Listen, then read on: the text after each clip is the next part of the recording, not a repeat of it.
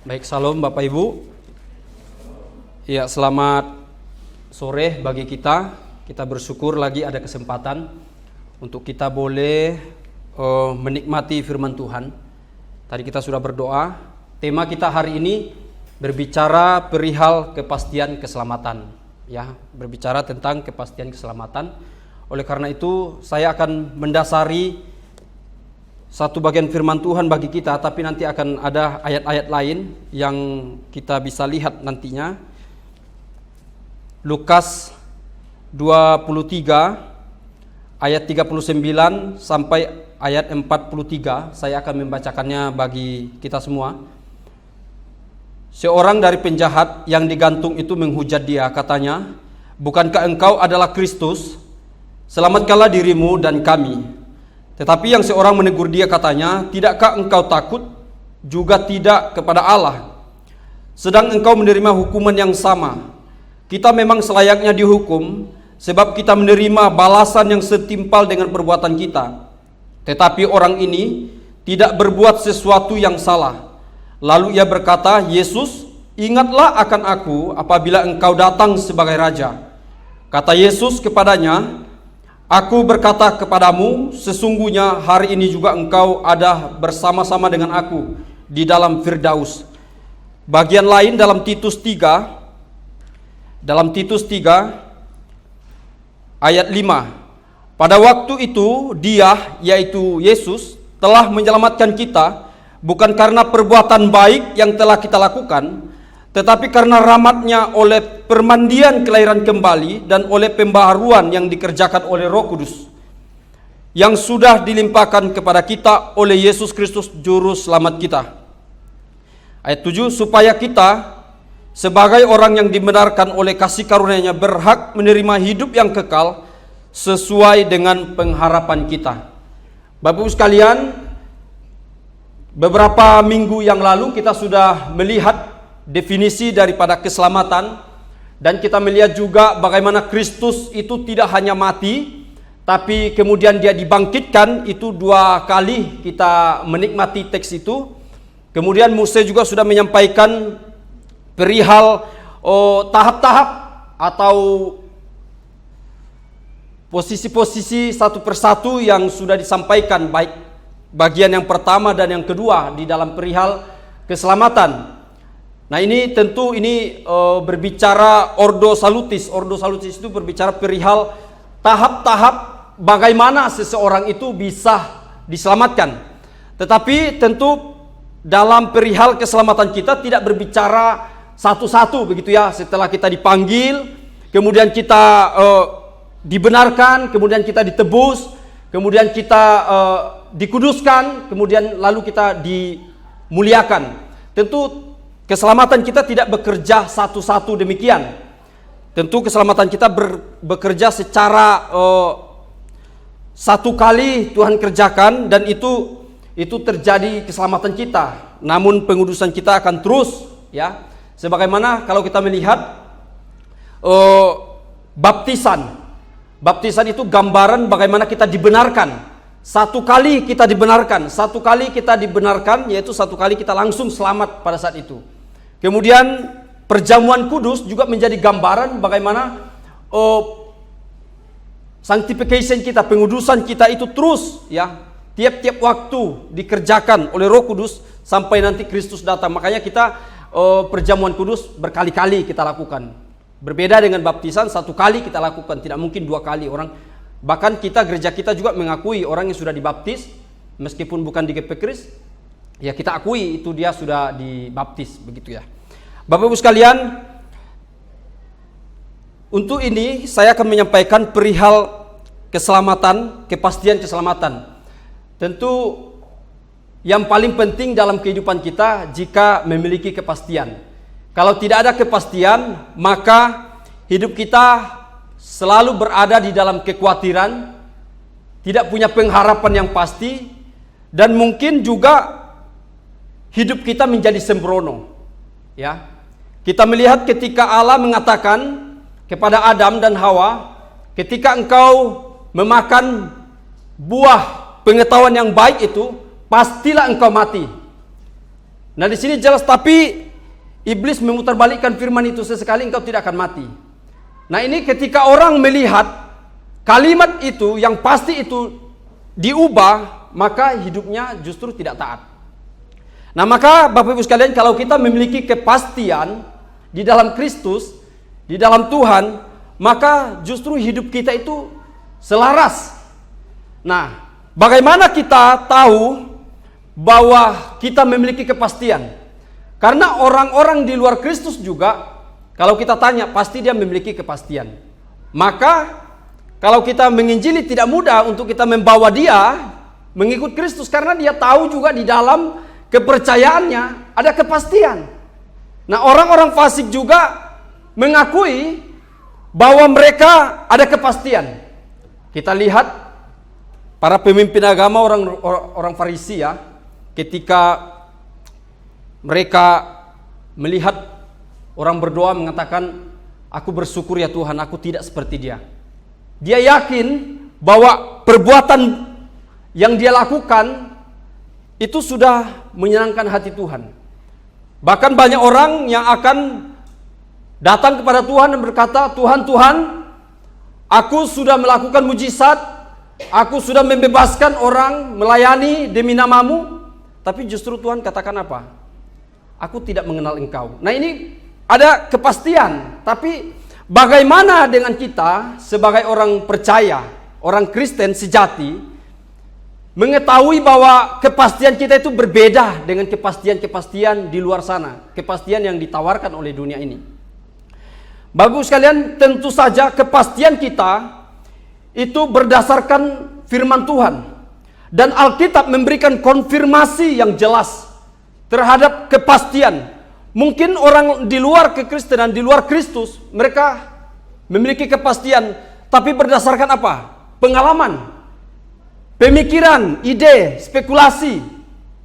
Tapi kita bukan karena kemampuan diri yang membuat kita memiliki kepastian, tapi karena memang firman Tuhan mengkonfirmasi itu. Maka ini yang harus pertama kita sadari perihal kepastian keselamatan kita. Kita tidak mendapatkan keselamatan di luar daripada firman Tuhan. Bapak Ibu sekalian, di dalam firman Tuhan kita melihat rancangan Allah. Progress, revelation itu kita melihat dari awal Allah sudah mengatakan, memberikan janji keselamatan itu. Ketika manusia jatuh di dalam dosa dan seterusnya, kita melihat sampai masuk kepada bapak-bapak Israel, kemudian masuk ke dalam waktu Israel ada di dalam pembuangan. Di situ Tuhan Allah hadir, dan sampai di zaman Kristus keselamatan itu terus terjadi. Inilah juga yang menjadi pengharapan orang Israel. Maka kita sungguh tidak ragu ketika kita melihat apakah orang Israel atau orang yang di dalam perjanjian lama itu diselamatkan, atau apakah mereka juga memiliki kepastian seperti yang kita miliki. Tentu saja jawabannya iya, karena mereka melihat kepada Yesus Kristus yang akan datang, Tuhan yang dijanjikan itu. Maka mereka memiliki pengharapan, maka pasti juga mereka memiliki jaminan keselamatan. Dan bagaimana kita yang hidup di zaman ini boleh diselamatkan? Tentu saja melalui iman, dan kita memandang kepada karya Kristus yang sudah dikerjakan. Jadi perjanjian lama, orang-orang perjanjian lama melihat, ya, misalnya ini ada handphone. Orang perjanjian lama itu melihat kepada handphone ini. Nah, maka kita yang ada di zaman sekarang, maka kita juga melihat apa yang sudah dikerjakan oleh Kristus. Maka Bapak Ibu sekalian, di dalam Alkitab menjadi suatu konfirmasi yang jelas bahwa kita memiliki kepastian. Siapa yang memiliki anak, maka ia memiliki jaminan. Bapak Ibu sekalian, di sini kita tahu bahwa Roh Kudus meyakinkan kita akan keselamatan itu tidak berdasarkan Roh Kudus itu berbicara secara langsung kepada kita, tanpa melalui media yang diberikan kepada kita, yaitu Alkitab firman Allah. Ketika firman Allah itu berbicara, maka itu memiliki suatu kuasa yang menyelamatkan. Bapak sekalian, kita melihat di sini ketika penjahat ini berada bersampingan dengan salib Kristus, bagaimana dia bisa diselamatkan? Tentu saja tidak hanya ketika mungkin dia mendengar, selain daripada karya Roh Kudus yang sudah mengerjakan di dalam hatinya, memberikan suatu pertobatan. Kita melihat dari 39, dia sungguh sadar bahwa tidakkah engkau takut? Jadi di sini Bapak sekalian ada suatu ungkapan yang begitu luar biasa.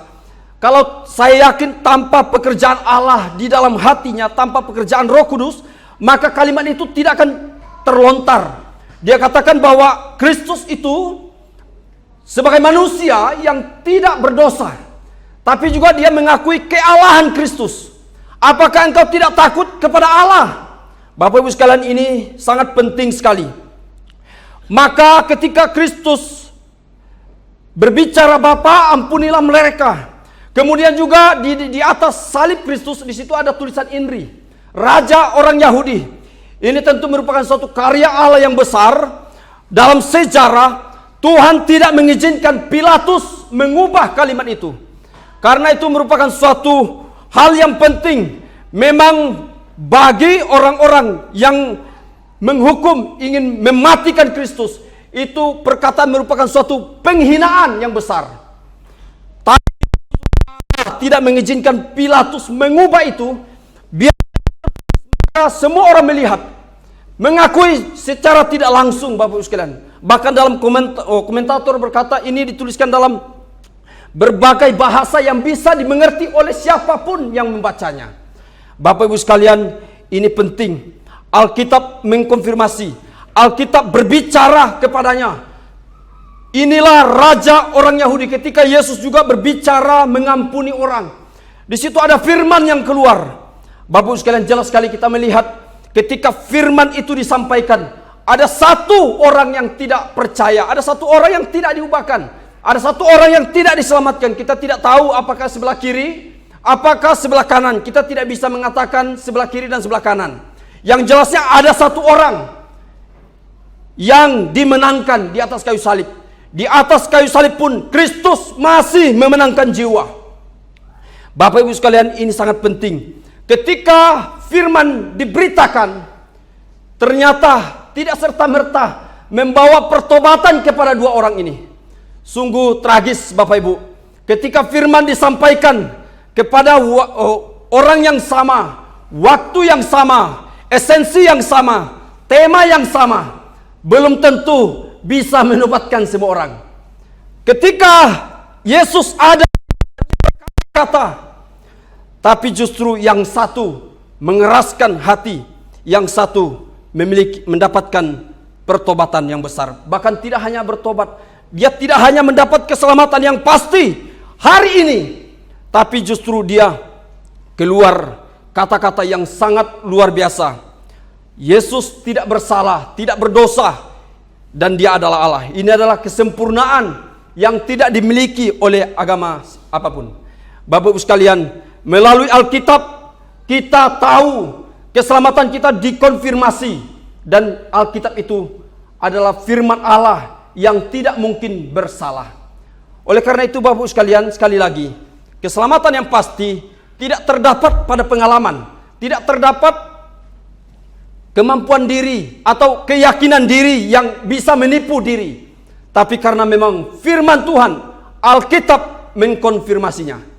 Yang kedua Bapak Ibu sekalian, bagaimana kita memiliki kepastian keselamatan? Kristus menjadi satu-satunya jalan keselamatan.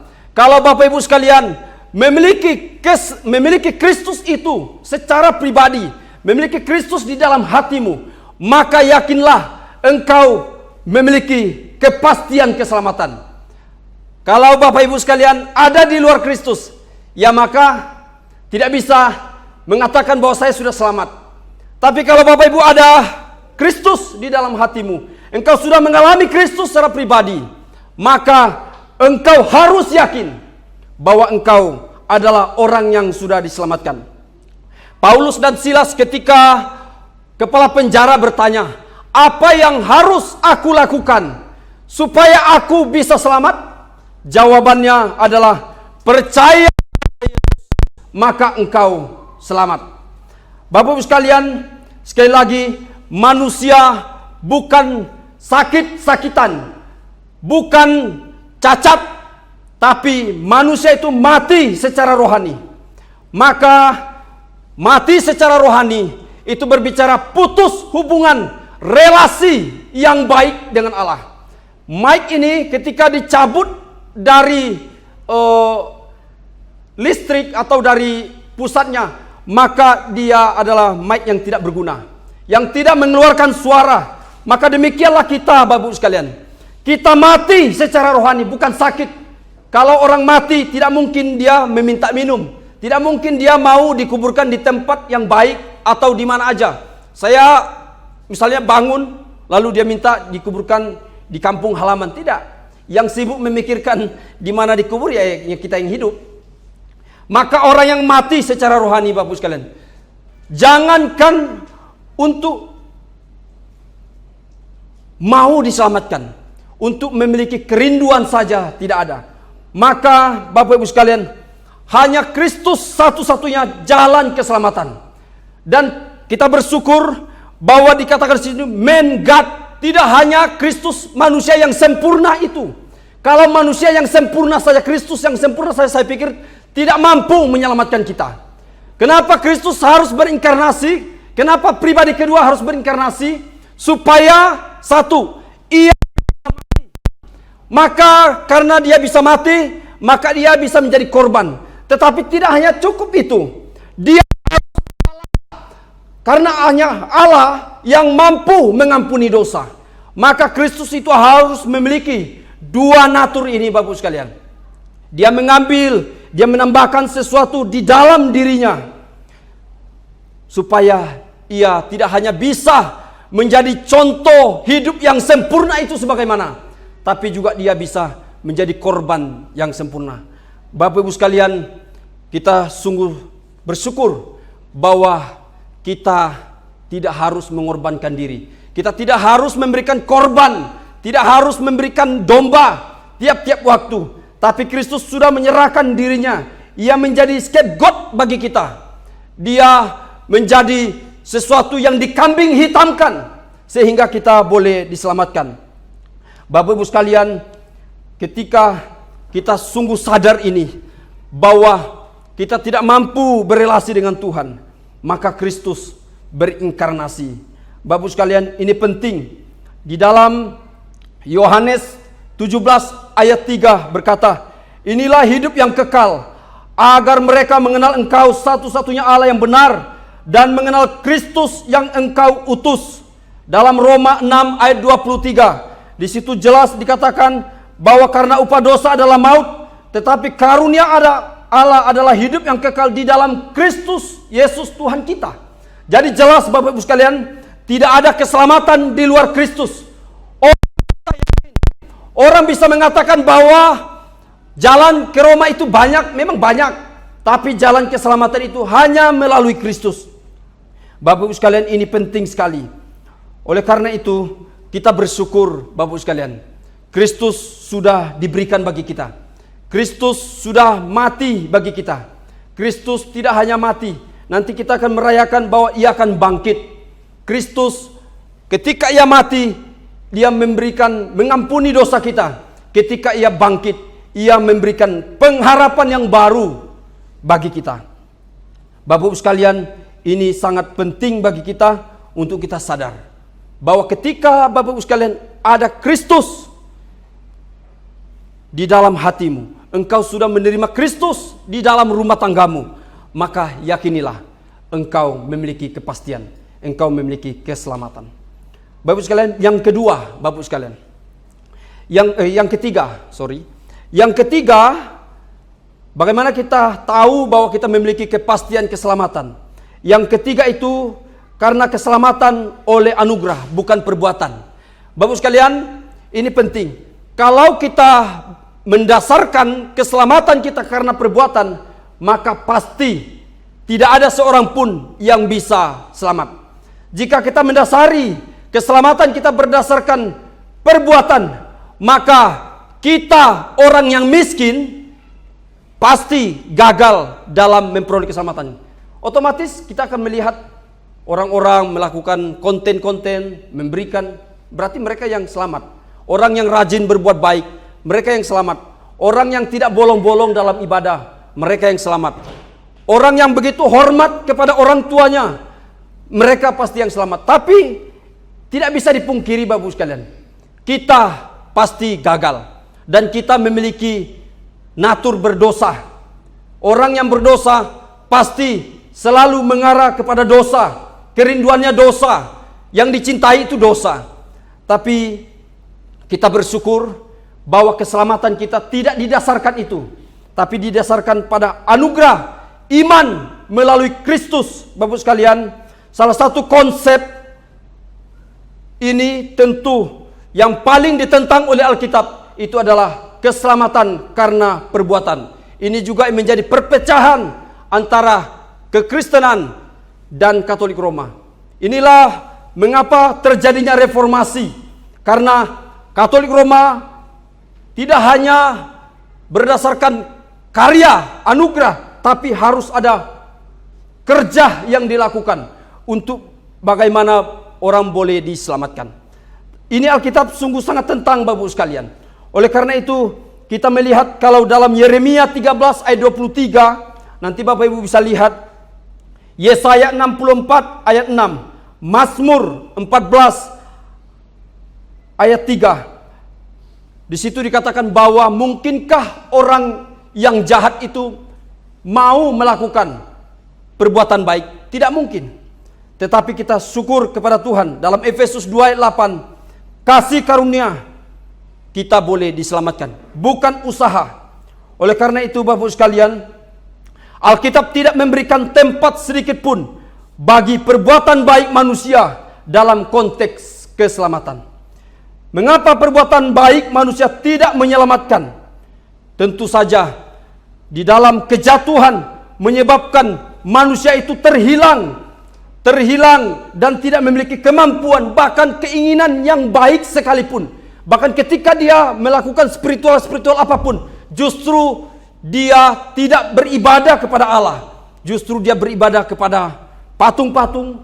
Justru ketika orang yang tidak di dalam Tuhan mencari Tuhan, justru yang dia temukan apa? Ilah-ilah.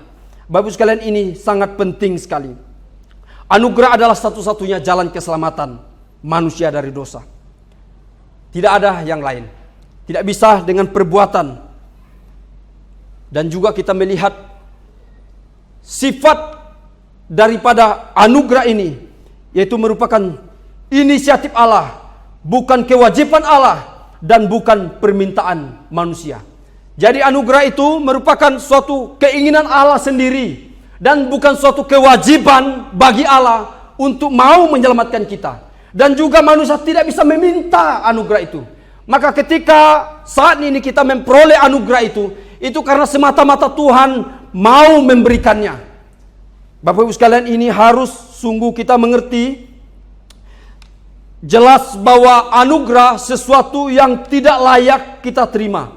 Anugerah itu tidak sama dengan hadiah yang bisa kita peroleh apabila kita melakukan suatu perjuangan yang baik, sesuatu perjuangan yang memiliki nilai yang lebih daripada orang lain. Anugerah tidak demikian. Tidak ada campur tangan manusia Bapak Ibu sekalian. Oleh karena itu kita sungguh sadar, tidak hanya semata-mata anugerah Tuhan, karya Allah Tritunggal, tapi juga anugerah ini kita peroleh dengan kekal Bapak Ibu sekalian. Bapak Ibu sekalian, sekali lagi, bahwa anugerah keselamatan yang kita peroleh, anugerah yang diberikan Tuhan kepada kita, itu bersifat kekal, tidak putus, bukan sementara. Bapak Ibu sekalian, kalau ini harus terjadi, maka Allah itu sendiri harus membatalkan anugerahnya itu. Harus berubah daripada anugerahnya. Baru kita tidak bisa memiliki kepastian. Tapi Allah itu tidak berubah, Allah itu tidak membatalkan karyanya. Bapak Ibu sekalian, ini sangat penting. Kita melihat perdebatan antara yang diperdebatkan Paulus dan Yakobus. Kita melihat bagaimana dua hal ini dipertentangkan. Yang satu perbuatan, yang satu iman. Yang satu dikatakan harus ditunjukkan perbuatan, yang satu ditunjukkan iman tanpa perbuatan. Bapak Ibu sekalian, ini sangat penting dan konteks tentu pembicaraan mereka dua hal yang berbeda. Dan Bapak Ibu sekalian, ini penting. Sebagai orang yang sudah diselamatkan, Paulus mengatakan bahwa kita harus, bahwa anugerah itu hanya oleh iman. Tapi Yakobus kepada pendengarnya, orang yang sudah diselamatkan itu harusnya mengeluarkan karakter-karakter orang yang sudah diselamatkan oleh Tuhan. Bapak Ibu sekalian, di sini kita melihat Paulus bicara tentang dasar keselamatan, bagaimana saat kita diselamatkan, Dan di Yakobus di sini berbicara dengan buah keselamatan, bukti kalau saya sudah diselamatkan. Bapak Ibu sekalian, ini sangat penting bahwa sekali lagi kita bersyukur, kita memiliki kepastian karena apa? Keselamatan kita didasarkan karena anugerah Tuhan. Kemudian yang keempat, Bapak Ibu sekalian, yang keempat yang menjadi dasar keselamatan kita, itu kita melihat ketekunan orang-orang kudus. Ketekunan orang-orang kudus, Bapak Ibu sekalian, ada ayatnya dalam Yohanes 3 ayat 36, Yohanes 5 ayat 24. Kemudian Filipi 1 ayat 6. Kalau kita bisa membaca sebentar. Filipi 1 ayat 6. Demikian firman Tuhan, akan hal ini aku yakin sepenuhnya, yaitu Ia yang memulai pekerjaan baik di antara kamu akan meneruskannya sampai pada akhirnya, pada hari Kristus Yesus. Bapak Ibu sekalian, sekali kita diselamatkan oleh Tuhan, tentu Tuhan terus mengerjakannya bagi kita. Dikatakan di sini, yang memulai pekerjaan yang baik di antara kamu akan meneruskannya sampai pada akhirnya, pada hari Kristus Yesus. Bahkan kepastian itu diberikan kepada kita. Dia memberikan Roh Kudus untuk menolong kita di dalam, tetap ada di dalam koridor, ada di dalam suatu rel yang pasti. Bapak Ibu sekalian, ini penting. Bagaimana orang percaya, orang Kristen sejati itu tidak jatuh? Apakah ini berdasarkan kekuatan kemampuan dirinya? Tentu saja Alkitab mengatakan tidak. Alkitab mengatakan mengapa orang Kristen sejati itu tidak jatuh, atau mengapa orang Kristen sejati itu tetap ada di dalam suatu ketekunan, karena Allah Tritunggal mengerjakannya. Roma Katolik berkata, Yahudi, bahwa mereka bisa memilih keselamatan itu. Mereka bisa memilih kehendak mereka untuk memilih. Tapi jika Allah memberikan peluang kepada kita, manusia, untuk boleh memilih keselamatannya, maka tidak ada satu orang pun yang akan diselamatkan. Tapi kita bersyukur bahwa keselamatan kita karena pekerjaan Allah Tritunggal kepada kita. Termasuk dalam hal ketekunan kita, Bapak Ibu sekalian. Ketika kita berjalan, Tuhan terus memberikan kekuatan kepada kita, menolong kita, memberikan Roh Kudus-Nya untuk memimpin kita, sehingga kita tetap ada di dalam suatu kepastian. Bapak Ibu sekalian, orang tekun tentu bukan berarti mereka tidak jatuh. Ini kita harus mengerti. Orang yang sudah diselamatkan bukan berarti mereka tidak akan jatuh. Tapi ketika mereka jatuh, ketika mereka ada di dalam suatu keraguan-raguan, mereka ada dalam suatu keadaan bertanya kepada Tuhan, justru di situ mereka waktu akan dikuatkan kembali. Kita melihat ketika pemazmur berbicara, Tuhan, Tuhan, mengapa engkau meninggalkan aku? Berapa lama lagi engkau akan meninggalkan aku? Bapak Ibu sekalian, ini ada suatu pertanyaan tentang keberadaan Tuhan.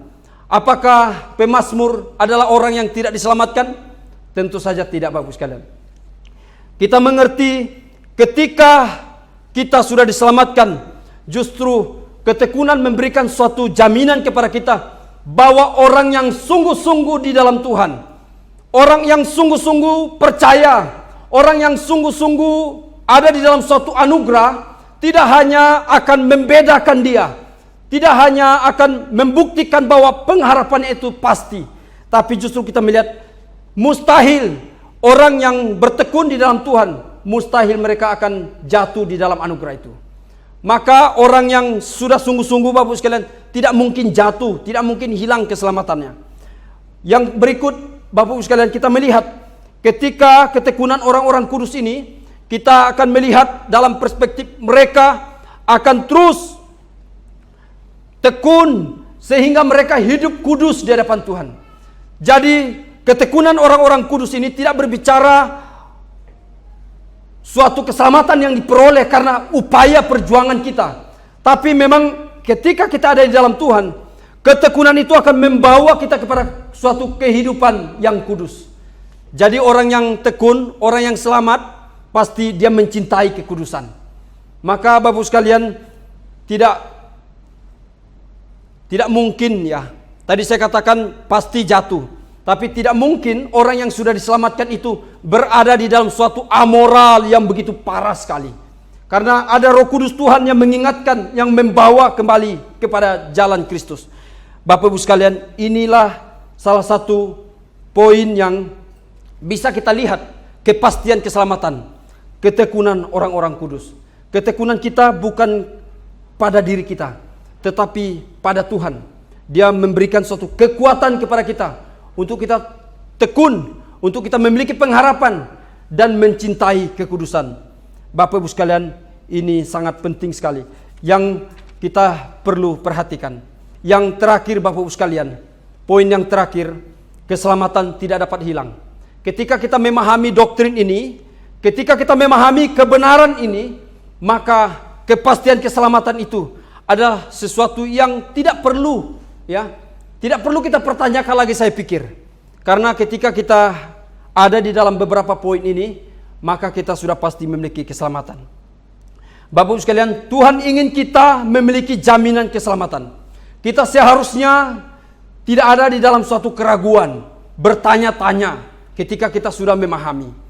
Yesus sendiri meyakinkan kita, aku memberi mereka hidup yang kekal dan mereka tidak akan binasa selama-lamanya.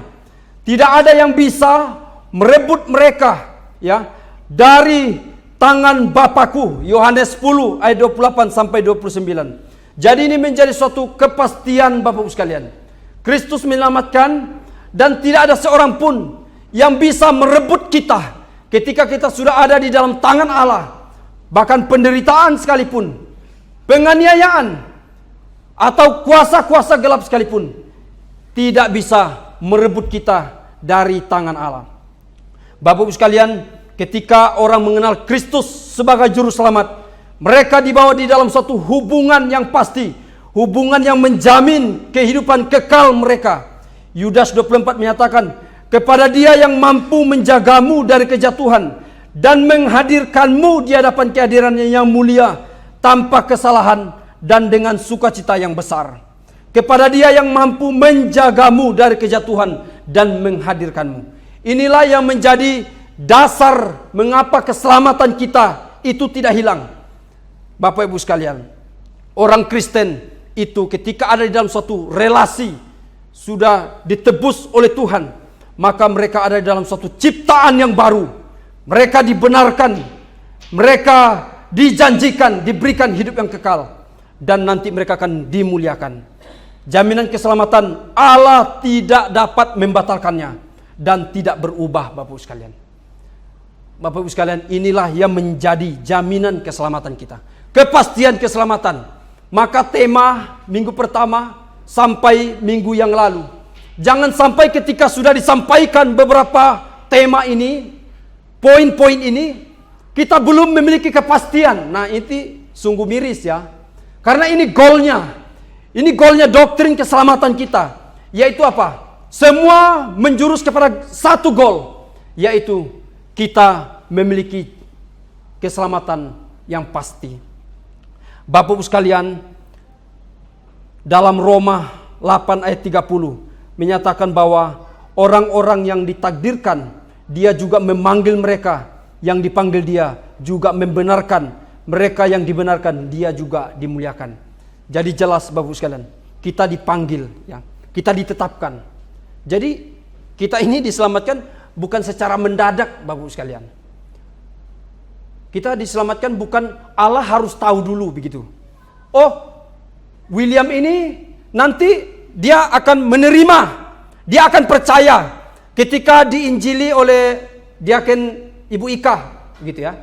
Oh, dia akan percaya, William ini akan percaya, maka William selamat. Tidak. Kita sudah ditetapkan sejak kekekalan.